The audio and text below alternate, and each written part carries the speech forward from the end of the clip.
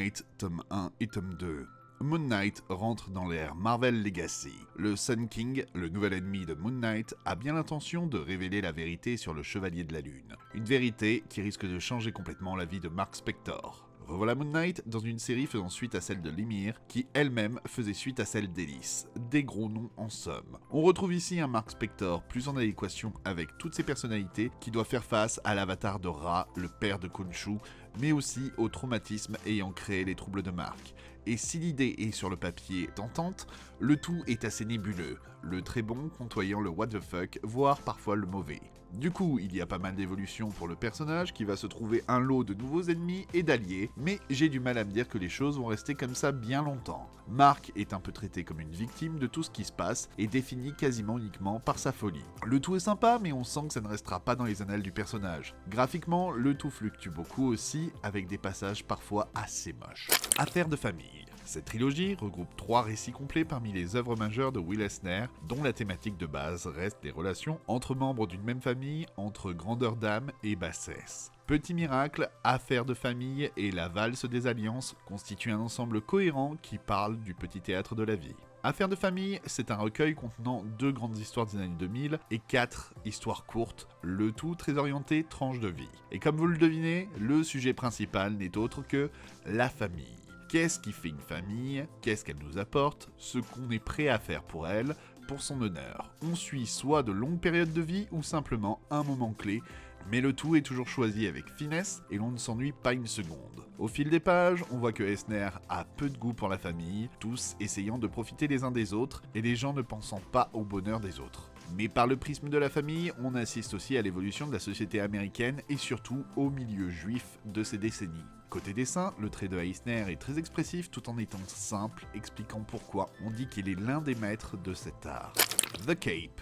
Qui n'a pas rêvé de s'élancer dans les airs, de détenir d'extraordinaires pouvoirs, mais qu'arriverait-il si ce rêve se réalisait? Eric est un homme brisé. Depuis l'accident tragique qui a bouleversé sa vie à 8 ans et lui a arraché ses rêves de grandeur, rien n'a plus de sens. Si seulement il remettait la main sur la cape de son enfance, l'impossible serait à portée de main. Il pourrait s'envoler vers le ciel et assouvir enfin ses désirs de vengeance. Même s'il y a le nom de Joe Hill, le scénariste de Lock and Key, ce dernier n'est pas au scénario. Il s'agit de l'adaptation en comics d'une de ses nouvelles, assez courte elle aussi.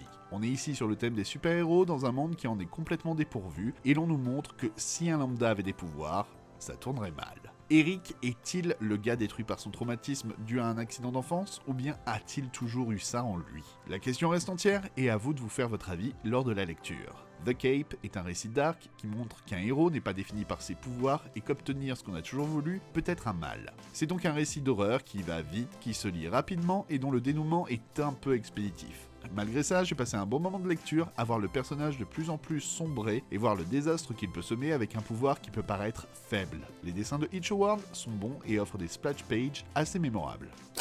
Grizzly Shark.